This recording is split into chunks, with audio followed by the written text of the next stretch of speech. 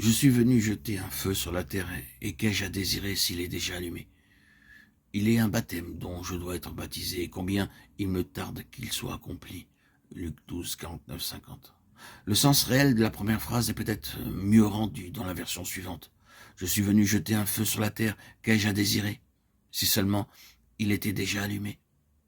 Après qu'il eut souffert, il leur apparut vivant, et leur en donna plusieurs preuves, se montrant à eux pendant 40 jours, et parlant des choses qui concernent le royaume de Dieu. Acte 1, 3. Quand je le vis, je tombai à ses pieds comme mort. Il posa sur moi sa main droite en disant, ne crains point, je suis le premier, le dernier et le vivant. J'étais mort, et voici, je suis vivant au siècle des siècles. Je tiens les clés de la mort et du séjour des morts. Apocalypse 1, 17, 18. Nous nous approchons de cet aspect particulier avec la même question que celle avec laquelle nous nous sommes approchés des autres. Et disons, pourquoi les 40 jours? Nous résumerons nos réponses à cette question en 3 points, bien qu'il y ait beaucoup plus de détails que ce que nous pouvons présentement englober. Il est évident que ces 40 jours furent beaucoup plus remplis que ce que rapportent les récits.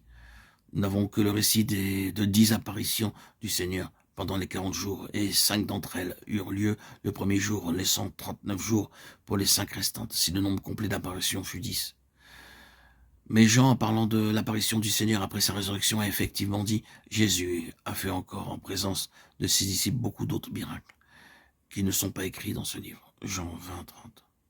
Et je pense que le contexte nous conduirait à conclure que ces nombreux autres miracles furent accomplis après sa résurrection.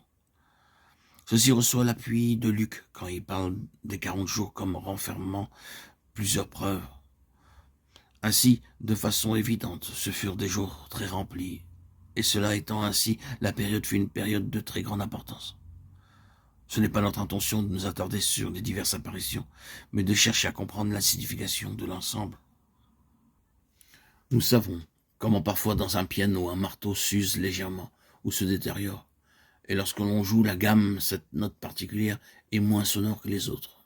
Et vous le percevez. De la même façon, je crois que cette note des 40 jours a perdu beaucoup de sa force, ou que l'on ne lui a donné ni la force, ni la réalité, ni l'ampleur du volume qu'on devait lui accorder. Je crois que nous saisirons cela tandis que nous avancerons.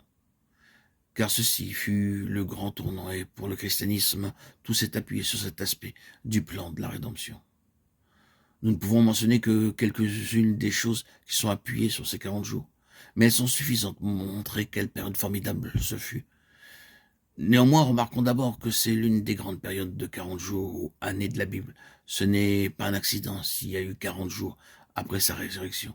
Il y a eu 8 périodes majeures de 40 jours dans la Bible. Je vous laisse le soin de les découvrir.